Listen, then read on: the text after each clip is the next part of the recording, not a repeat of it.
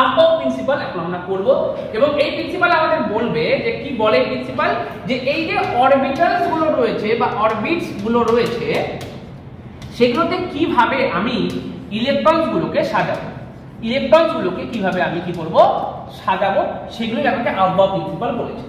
তিনি বলেছেন প্রথমে লোয়েস্ট লেভেল এনার্জিতে সাজাতে হবে এবং আস্তে আস্তে সেখান থেকে আমরা হাইয়েস্ট এনার্জি লেভেল অবধি পৌঁছাবো, হাইয়েস্ট এনার্জি লেভেল অবধি আমরা পৌঁছাবো।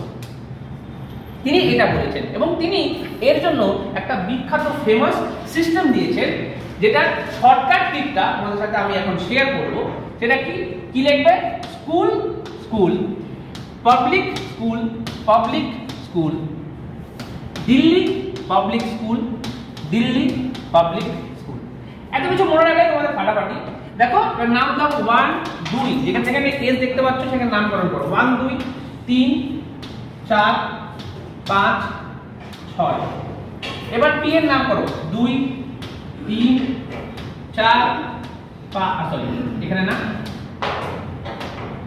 4 5, ঠিক আছে। এবার ডি দেখো, ডি কোথায়? এখানে 3D 4D এবং এইভাবে চলতে থাকবে। তাহলে আমরা কি করব? S S P S P S এইভাবে নামটা হবে। তাহলে দেখো school school public school public school and Delhi public school Delhi public, মানে একটা ঠিক জাস্ট মনে রাখার জন্য আমি শেয়ার করছি।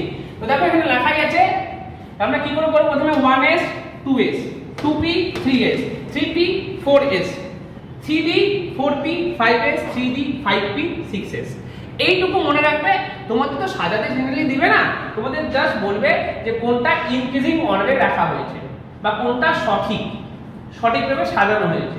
জাস্ট যদি এই রিলেটেড যে কোনো কোশ্চেন আসছে সাইডে এটাকে একটু সাজিয়ে নেবে, 1 থেকে 2 সেকেন্ড লাগবে বা হয়তো তার থেকে একটু বেশি সেকেন্ড লাগতে পারে, 5-6 সেকেন্ড, কিন্তু কোশ্চেনটা ইজিলি সঠিক অ্যান্সার বেরিয়ে আসবে।